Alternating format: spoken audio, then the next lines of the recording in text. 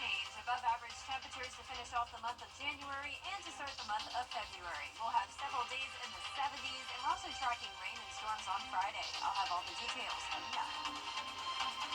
Right now on News Channel 6 at 11, Columbia County looking to finish picking up debris from Hurricane Helene. We'll have the latest on their progress. Plus, developing small businesses in Augusta, what a new partnership is doing for local entrepreneurs.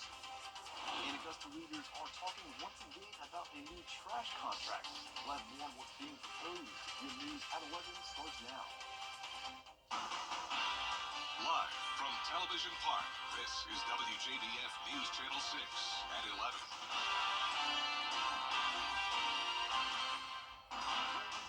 You're watching News Channel 6 at 11. I am Graham Lee. Thank you so much for joining us. Coverage you can count on begins with Columbia County leaders meeting to provide an update on debris cleanup. Those details coming at a press conference this afternoon at the County Emergency Operations Center. Take a look. It's now been 4 months since Hurricane Helene hit the CSRA.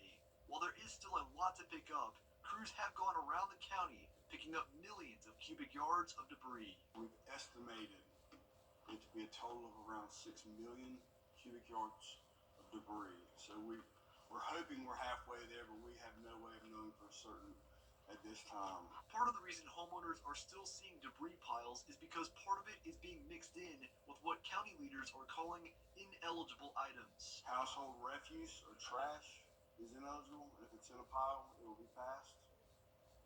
Damaged fences is a big one. A lot of folks are calling saying that their debris pile's not picked up. We ask them, are we inspected, and it's got fence boards or damaged fence or construction material in it.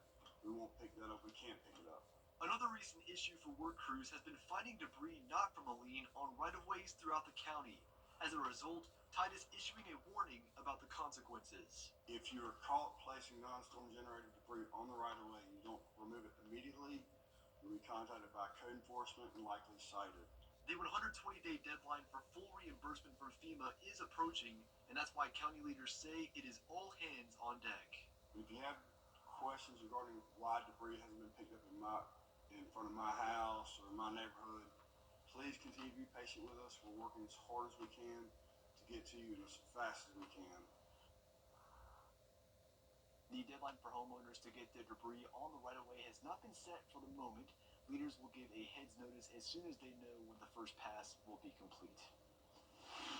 It is time now for our first check of the weather. For that, we turn to our chief meteorologist, Jenna Petracci. Jenna, looks like we're warming up a little bit.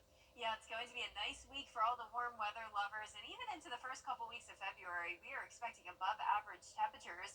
In the meantime, it is a mostly clear and dry night as we take a look at our Terry Lambert Hyundai Skyview cam outside the station. And today we were right on track with average. Notice the low of 36 and the high of 60 matches up with what we typically have this time of the year, which is nice for a change. Can't really complain here. Just typical January weather for us today. Around the CSRA, we're sitting in the mid to upper 40s, 45 in Evans, 43 in Bardwell. Louisville, you're at 44, Aiken at 45, Gibson, you're at 42, and 46 in Edgefield. The dew points are in the low 30s. We have a lot of dry air in place, along with some breezy winds coming in from the southwest. Sustained winds up to 11 miles per hour now in Waynesboro, 10 in Lincolnton and Washington. So it is a bit breezy with those gusts up to around 15 to 20 miles per hour. And you can see here on satellite and radar, we have some cloud cover along our southern line counties, but most of the cloud cover is out to the west of us. All just high-level clouds, really not going to impact us much. It'll still be a mostly clear day tomorrow with high pressure in control and no rain in the forecast for now. So sunshine and into the upper 30s by 8 a.m. We're going to climb all the way to the upper 60s tomorrow. On Thursday, same type of temperatures, but then on Friday, we're going all the way up into the 70s, and we're also going to see rain and cloud cover and maybe even a few thunderstorms. I'll have a look at your futurecast for that coming up shortly, but back to you, Graham. All right, Jenna, thank you. This just in, the Richmond County Sheriff's Office has arrested a man involved in a recent homicide case. Investigators say they arrested Javion Johnson for the murder of Devontae McLeod and the assault on Omar Andrews. This happened last Saturday on Higdon Street in Augusta. We'll keep you updated on the investigation. Well, some Augusta leaders are now ready to trash the long-discussed new contract for garbage service. The deal would There's now a new program in Augusta that aims to help develop small businesses in the CSRA. It's called Accelerate Augusta, powered by SRP, and it was unveiled today. The small business incubator will be operating from the newly developed IMPay building on Broad Street. The Micro Enterprise Center aims to help boost the regional economic growth by guiding local, current, and future business owners to succeed. So one of the first sessions I take people through is how to start a business while keeping your day job. Most people can't afford or have the resources to quit a job to start a business. So how do we co-locate these things to make them work? I teach them how to use automation tools, how to use other resources, how to lean on resources provided by other businesses to help them grow. And you can expect a opening this spring between March and April. If you'd like to connect with Accelerate Augusta, you can head over to our website, WJBF.com. Changes could be soon coming to Friendship Baptist Church's historic property. Our Aiken Bureau Chief Sean Cabbage-Talk has more. The church wants to move the historic parsonage to a nearby property. Some support the move, while others worry it could diminish its historical value. Friendship Baptist Church wants to update its historic designation, keeping the sanctuary as a landmark. The parsonage will be relocated, not demolished, and a new multi-purpose facility will replace it. The move still has to be approved by the Aiken City Council. The church pastor says the move is the best option for them.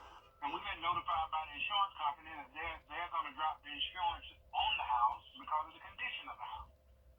So to save that house, that was the better option based on, what we have. A public hearing on February 10th will give you the chance to voice your approval or concerns. In Aiken, I'm Aiken Bureau Chief Sean Cabbage-Talk, WJBF News Channel 6. This week, Georgia's governor will roll out his statewide detailed tort reform legislation plan to help small business owners. The state has a $14 billion surplus, and over the next 33 days, lawmakers will look at ways to utilize funds to make improvements in cities across the Peach State. For Augusta, there's a push to get more funds to help Hurricane Helene relief, locally approve the hotel-motel tax, and fund the state prison to get more money for prison employees. So we're going to look at trying to help the Richmond County Correctional Institute that houses state inmates, maybe get a raise or basically up what the state provides for that. Right now, I think we provide close to $25. Most other counties are getting a lot more, and we're going to see if we can raise that as well. The state capitol also invites a local delegation to pitch their budget priorities from the local city council, school board, and chamber of commerce. Augusta's Day is February 26th. A plan to use state money to fund private school scholarships in South Carolina faces challenges as senators proposed new amendments. The bill on the table involves the Education Lottery Scholarship and whether certain taxpayer money should go to private schools. Senator Greg Hembry proposed to amend a portion of that bill that affects students who have the scholarship attend online schools. Other lawmakers believe this could hurt students, especially if they have something dangerous going on at home. I don't believe that it is too much to ask for us to say that we want these students to come in and perhaps speak to a counselor and give them an opportunity to say, or for that counselor to pick up on something that you got to now show up down at the public school and just sort of stand there and say, yeah, I'm okay, really doesn't serve any purpose. And the Senate did not take the final vote on the measure today. The NAACP is suing South Carolina State Superintendent Ellen Weaver. The lawsuit takes aim at a rule in the budget. It claims the rule is unconstitutional and prevents schools from using the Department of Education money to teach lessons on race and gender. This has led to books and lessons including AP African American Studies being removed from the classroom. You can count on us to continue to keep you updated on this developing story. And metal detectors are being added to 2 more Richmond County schools, Laney and Butler High Schools. Last fall, if you remember, they were also added at Cross Creek High School. Interim Superintendent Dr. Melinda Cobb says this is a pilot program, and based on the results, the school system could consider installing metal detectors at all high schools in the county. Parents are still asked to check their students' book bags every day. Still ahead, strawberry season in South Carolina, how the cool temperatures are affecting this year's crop. Average forecast. And we're getting a break from some of those harsh, chilly temperatures. We're warming up a bit all the way into the 70s by Friday, along with some rain and storms moving in. I'll have your full Weather 6 forecast when we return. Let's face it, news is complicated. That's why WJBF your time. Plus, get the latest video in one click with WJBF Plus. Get it all at WJBF.com. Let's face it. Live 5 for 6 Skyview Network, sponsored by Terry Lambert Hyundai. Now, your most accurate forecast with WJBF Live 5 for 6. Welcome back. It is a nice, quiet night as we take a look at our Terry Lambert Hyundai Skyview cam over at Washington Road. Dry conditions, mostly clear skies, 45 degrees with a west wind of 6 miles per hour. Dew point of 32. Visibility is okay, and around the CSRA, we're seeing places like Washington in those upper 40s still. A little bit cooler though in Louisville, 43. Gibson, you're at 42. Mid 40s down in Allendale, 45, and 46 in Bamberg. Our satellite and radar is showing a good amount of cloud cover out to the west of us, mostly just high-level clouds here with little to no rain nearby. High pressure is in control, just a few spotty light showers near Houston, Texas. For us, another mostly sunny day tomorrow, starting out your day in the upper 30s. We'll see that west wind still sustained up to around 15 miles per hour as those temperatures climb into the mid to upper 60s. We'll see winds gusting nearly up to 30 miles per hour tomorrow. Then they settle down a little bit on Thursday and then pick right back up on Friday due to a cold front passage. And even behind that cold front Saturday, we will still have some breezy winds. Now, it has been a very cold month for us, as I'm sure you know. We're expecting January to always be cold, but not quite this cold. We're in third place for the coldest January on record in the Augusta area, with our average temperature being only 38.5 degrees. So we have not had any 70-degree days this month. That doesn't happen often, believe it or not. Even in the winter, we usually have at least one day that gets to 70 or higher. The last time we had a month without the 70s was back in January of 2016, where the highest temperature was only 68 degrees. So the last time we were in the 70s was back on December 31st with the high of 72. Our forecasted next 70-degree day will come on January 31st. So it looks like we won't go a full month without the 70s, but we definitely got close. I'm forecasting 74 as that high on Friday, and notice every day around it will be at least up to 65 degrees, so definitely more mild over the next several days. And low 70s will be here as well next Monday and Tuesday, so it is going to be an above average start to the month of February, and it's expected to stay that way all the way through February 11th. Now, before we get to February, we do have some rain to finish off the month, so Friday is starting out dry, and we'll see those winds coming in from the south in the morning, so that's really going to help warm us up. Rain marches through in the afternoon, so starting around 1 o'clock, we may start to see some rain. This primarily comes through around 3 to 6 o'clock in the evening. That's when you may want to have some indoor plans. And there could be some heavy downpours, a few weak thunderstorms here, but it's very fast moving in and out with just some cloud cover on Saturday morning, but we'll quickly go back to sunshine, and the rest of your weekend looks fantastic for any outdoor plans. Upper 30s to low 40s in the forecast tonight. Highs tomorrow will be anywhere from around 64 to 69 degrees, so getting closer to 70, just not quite there yet, but overall great weather to enjoy. Just once again, we do have that high chance of rain for that short period of time on Friday. The first weekend of February will be sunny and dry. The groundhog will determine if he sees his shadow on Sunday. That is always a big deal, as you know, here in the weather department. Yes, But I can tell you that it is looking like an early spring for next week, but we still have a long time to go when it comes to winter sticking around. So those temperatures could get cold again soon. Potentially. We'll see what the groundhog says, like you said, on Sunday. Yes, he'll know better than me. Yes. Well, speaking of cold temperatures, or at least potential impacts from those cold temperatures, farmers across South Carolina are seeing some impacts on their crops from the cold temperatures in the low country. Strawberry farms are working on bringing back crops as the cold has set them back and wilted them down, delaying the upcoming harvest. They say any chance of early strawberries is unlikely as the season typically begins in April. Snow and ice, it freezes a lot of the produce. You know, the strawberries, they come back. But you know, we have strawberries on the bush, and we have other crops also. You know, showers, peas, whatever, and it's working pretty bad. But the strawberries will come back. Farmers say they're now expecting the strawberries to be ready in March. Coming up, the judge has blocked a federal funding freeze proposed by the Trump administration. It's the January clearance event at Weinberger's. Everything must go. Top quality brands, accessories, and more. Tons of in-stock merchandise ready for immediate delivery. Can you really get all this at prices better than the internet? Yes, you can.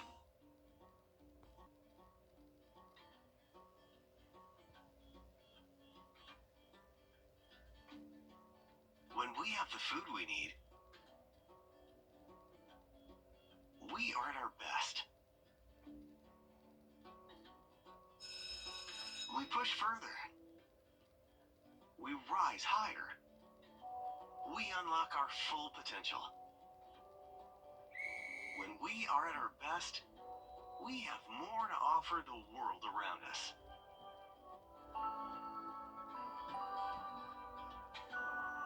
When we have the food we need, we make our communities stronger. Together, we can help everyone get the food they need to thrive.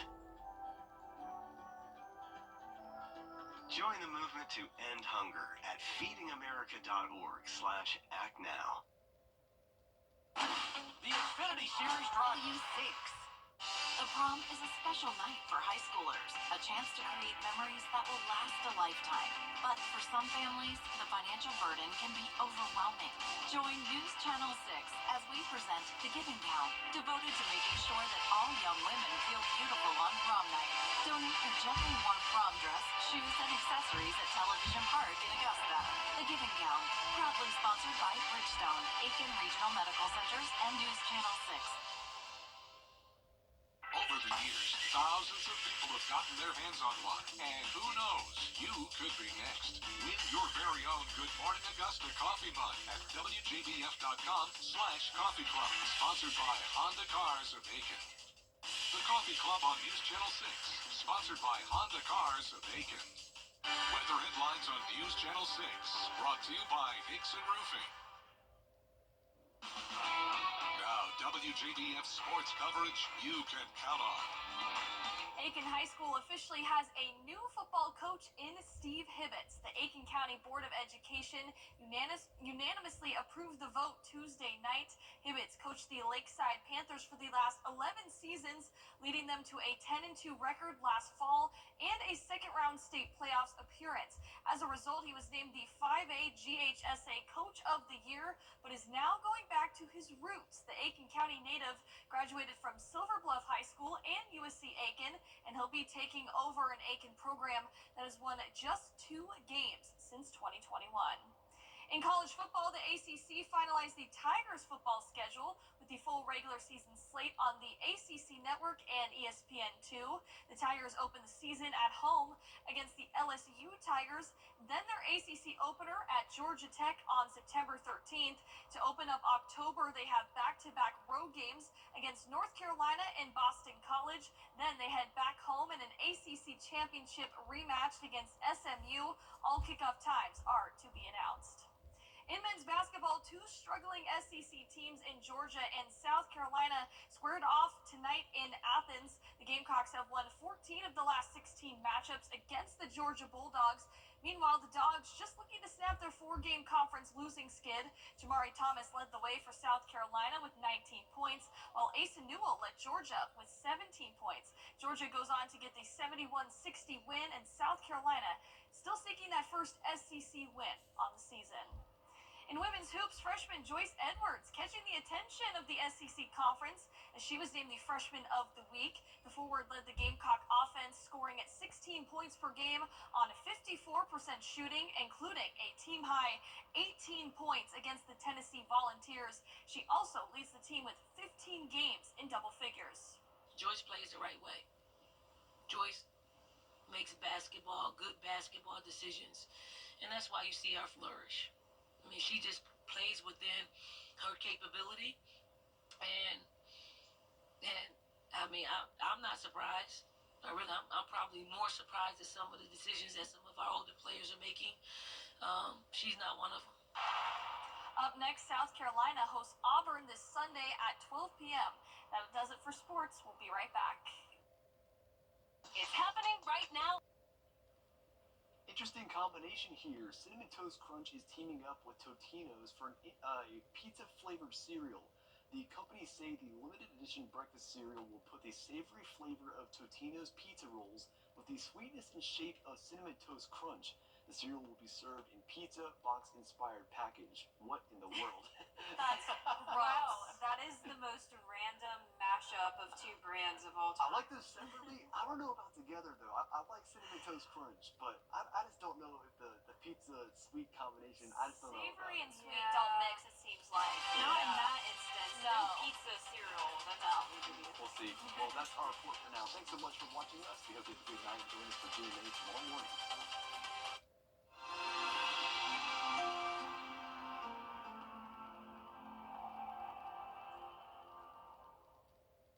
The 2024